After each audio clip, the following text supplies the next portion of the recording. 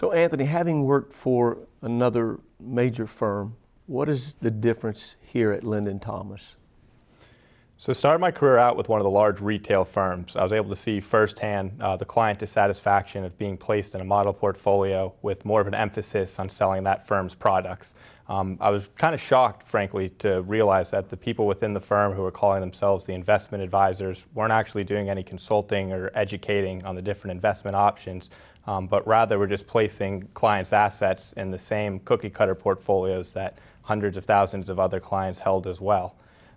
Frankly, working with Linden Thomas kind of restored my faith in the financial services industry, as well as provided me with the tools, resources, technology, and team to not only assist clients with building a more efficient portfolio, but also do so with more control and transparency overall. So Anthony, as you speak to some of the clients here at Linden Thomas on a daily basis, what do they say? So I think really what the important part is, it's not what they're saying, but it's how often those conversations have. I know our team and Steve try to reach out to the clients about once a month to not only go over their portfolio and how it's been performing, but as well as to check in and see if any of their goals or needs have changed. From the firm that I came from, I would hear all the time from clients who would call in and say, I haven't even talked to my advisor in a year, 2 years. And I think just having that relationship and constantly following up and checking in and making sure that the overall goals and needs haven't changed is really important in the overall financial planning process, and something, frankly, you don't see at a lot of other firms. So Anthony, tell me something about the inside working of Linden Thomas that we don't know. Well, you'd think that after 30 years of managing money, Steve would kind of let the machine run on autopilot and leaving early to go play golf and hanging out at the country club. And as much as we might like that, it's frankly not how it is.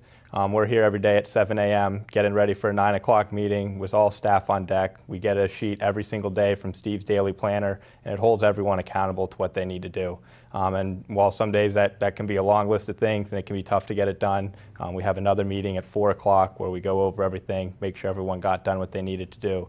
My previous firm, we'd have a meeting once a week. It was a 15-minute meeting, and we actually had a memo go out about people falling asleep during it. So it's a little bit more intense, it's a little bit more hands-on, but I think the firm and the team that we have here kind of thrives off of that. So nobody's sleeping and Steve's not on the golf course. Okay, those are your takeaways.